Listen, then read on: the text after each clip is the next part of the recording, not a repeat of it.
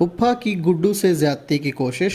गुड्डू पर कब तक इम्तिहानों का ये सिलसिला जारी रहेगा? इस जुल्म व सितम से उसकी जान कब छूटेगी? आइए जानते हैं। गुड्डू की फूफी सिद्रा उसे एक जगह बिठा कर चली जाती है। तब वहाँ अचानक से नवीद यानी कि उसका फूफा आ जाता है और दूर से गुड्डू पर आंखें गाड़ लेता है। पास आते ही वो गुड्डू को अजीब सी नज़रों से देखने लग जाता है। इसके बाद उसे गुड्डू के करीब आता दिखाया जाता है और सीन को कट कर दिया जाता है। अगले ही सीन में सिद्रा को उसे मुख्तलिफ़ जगहों पर ढूंढता हुआ दिखाया जाता है। वो उसे दीवाना वार आवाज़ें दे रही होती है। तब अचानक से सीन में नवीद की एंट्री होती है जो किसी के पीछे लपक रहा होता है। अगले शॉट में गुड्डू आगे भाग रहा होता है और नवीद उसके पीछे पीछे। सिद्रा को देखकर नवीद पीछे की तरफ वापस भागता है और गुड्डू फूफे की तरफ। गुड्डू सिद्रा को सब बताता है कि उसके साथ क्या हुआ। वो ये भी कहता है कि मुझे नवीद चाचू ने बहुत मारा। सिद्रा सब समझ जाती है और मासूम गुड्डू को वहाँ से ले जाती है। वो इस सोच में पड़ जाती है कि अब वो गुड्डू को इस जहन्नम से कैसे निकाले।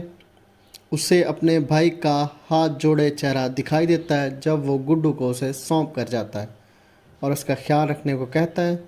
इसके जहन में इस सब का सिर्फ एक ही जवाब आता है कि गुड्डू की माँ ही गुड्डू के लिए बेस्ट रहेगी और वो गुड्डू को हमेशा के लिए उसकी माँ के पास छोड़ने चली जाती है। लेकिन यहाँ पर आता है कहानी में एक ट्विस्ट। गुड्डू की माँ यानी कि नायाब भाई भाभी की मुश्किलात को समझते हुए दूसरी शादी के लिए हाँ कह देती है और उसकी रुखसती के होते ही गुड्डू सामान समेत अपने मामू के घर पहुँच जाता है। क्या गुड्डू को वो उसकी माँ से मिलाएंगे? ऐसा मुश्किल लग रहा है क्योंकि उसकी भाभी ने उसकी नई सास से झूठ बोला होता है कि नायाब का बच्चा पैदा होते ही मर गया था। लिहाजा वो गुड्डू को वहाँ नहीं लेके जाएंगे क्योंकि इससे एक तो उनका भांडा फूट जाएगा और दूसरा नायाब की नई नवेली शादी ख़तरे में पड़ जाएगी। वो फैसला करेंगे कि गुड्डू को दोबारा वापस उसकी फूफी के पास छोड़ें। लेकिन गुड्डू जब उन्हें वहाँ उस पर होने वाले जुल्म व सितम के बारे में बताएगा तो शायद उसके मामू का दिल पिघल जाए और वो उसके लिए कोई और हल निकालें। अपने साथ तो वो उसे लेकर जा नहीं सकते क्योंकि उन्होंने बाहर के मुल्क जाना है।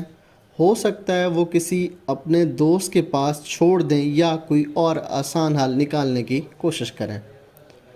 दूसरी तरफ जब सिद्रा घर वालों को बताएगी कि वो गुड्डू को उसकी माँ के पास छोड़ आई है तो उसकी दादी भी चुप नहीं बैठेगी क्योंकि इससे इन सब को एक पैसे देने वाली मशीन यानी गुड्डू के बाप इबाद से हाथ धोने पड़ सकते हैं।